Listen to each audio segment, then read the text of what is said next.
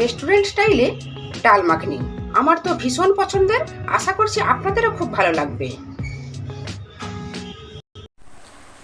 নমস্কার বন্ধুরা, আমি রেখা ঝটপট রান্নায় আপনাদের সবাইকে স্বাগত জানাই। আবারও হাজির হয়ে গেলাম আজকের রেসিপি নিয়ে। তো চলুন রেসিপিটা শুরু করি। ডাল মাখনি বানানোর জন্য প্রথমেই লাগছে আমাদের দু রকমের ডাল। এখানে আমি নিয়েছি গোটা বিউলির ডাল আর নিয়েছি রাজমা। যতটা ডাল নিয়েছি তার 3 ভাগের 1 ভাগ নিয়েছি রাজমা। এই ডালটা খুব ভালোভাবে ধুয়ে পরিষ্কার করে 8 ঘন্টা জলের মধ্যে ভিজিয়ে রেখেছিলাম। তারপর আরো একবার জল দিয়ে খুব ভালোভাবে ধুয়ে নিয়েছি। এইবার এই ডালটা সেদ্ধ করে নেব। সেদ্ধ করার জন্য গ্যাসের ওভেনটা অন করে একটা প্রেসার কুকার বসিয়ে দিয়েছি আর এর মধ্যে ডালটা দিয়ে দিলাম। এর মধ্যে পরিমাণ মতো জল দিয়ে দিলাম আর দেবো পরিমাণ মতো লবণ। ডালটা খুব ভালোভাবে সেদ্ধ হওয়ার জন্য সামান্য পরিমাণে দেব বেকিং সোডা। এইবার কুকারের ঢাকনাটা লাগিয়ে 5টা সিটি লাগিয়ে নেব।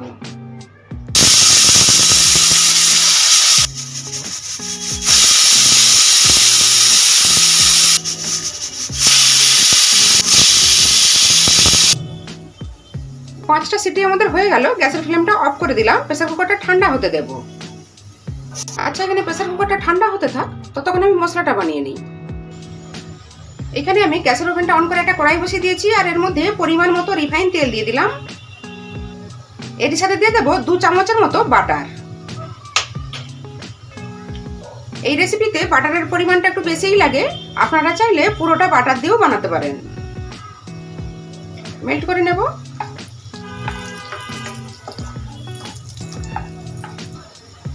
এই সময়ের মধ্যে দেব কালারের জন্য 1/2 চামচ পরিমাণে কাশ্মীরি লাল লঙ্কার গুঁড়ো আর দেব একেবারেই সামান্য হলুদের গুঁড়ো। এর সাথে দিয়ে দেব 1 চামচ পরিমাণে আদা রসুন বাটা। 2-3 মিনিট নাড়াচাড়া করে নেব। গ্যাসের ফ্লেমটা এই সময় লোতে রাখা আছে।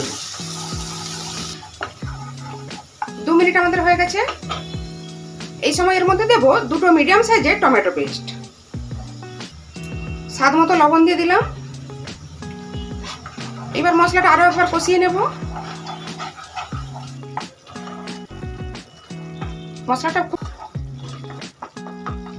দেখুন মশলাটা খুব ভালোভাবে কষিয়ে নিয়েছি।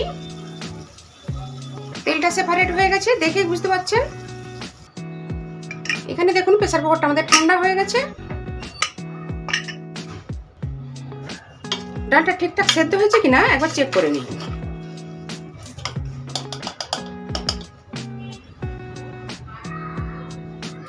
দেখতে পাচ্ছেন ডালটা খুব ভালো মতো সেদ্ধ হয়ে গেছে। ডালটা দেখে বুঝতে পারছেন অনেকটাই ঘন হয়ে গেছে। এর মধ্যে আমি কিছুটা পরিমাণে গরম জল মেশাবো।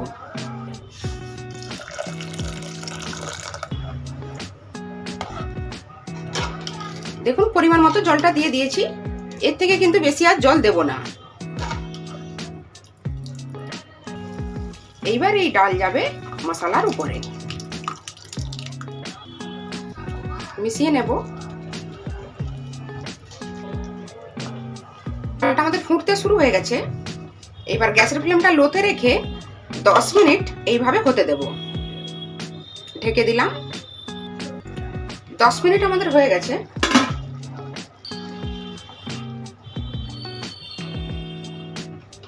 ডালটা আমাদের অনেকটাই ঘন হয়ে গেছে, এর থেকে কিন্তু বেশি ঘন করব না।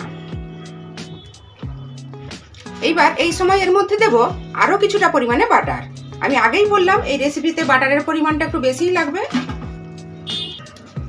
গ্যাসের ফ্লেমটা অফ করে দিলাম। মিশিয়ে নেব।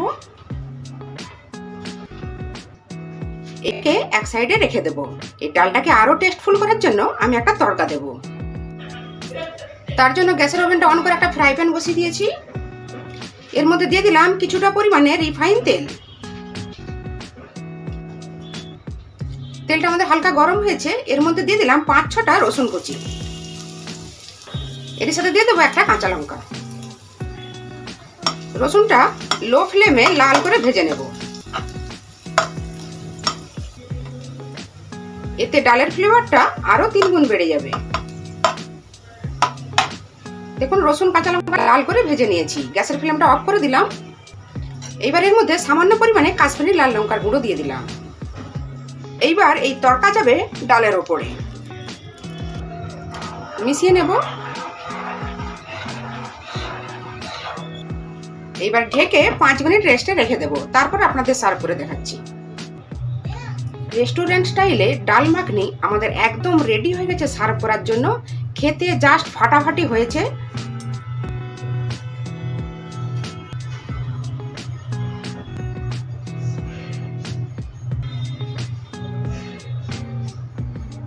এটা বিশেষ করে ভাত, রুটি, লুচির সাথে দারুণ লাগে। অবশ্যই একবার বাড়িতে ট্রাই করবেন। ওপর থেকে দিয়ে দিলাম ফ্রেশ ক্রিম।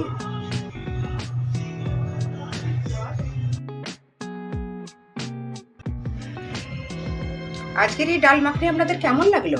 নিশ্চয়ই ভালো লেগেছে। ভালো লাগলে প্লিজ একটা লাইক দিয়ে চ্যানেলটা সাবস্ক্রাইব করে দেবেন। পাশে থাকা বেল আইকনটি ক্লিক করে অল অপশনটি সিলেক্ট করে রাখবেন। তাহলে কি হবে, আমি যখনই কোনো নতুন ভিডিও আপলোড করব সবার আগে আপনাদের কাছে পৌঁছে যাবে। ভিডিওটা দেখার জন্য আপনাদের সবাইকে অসংখ্য ধন্যবাদ।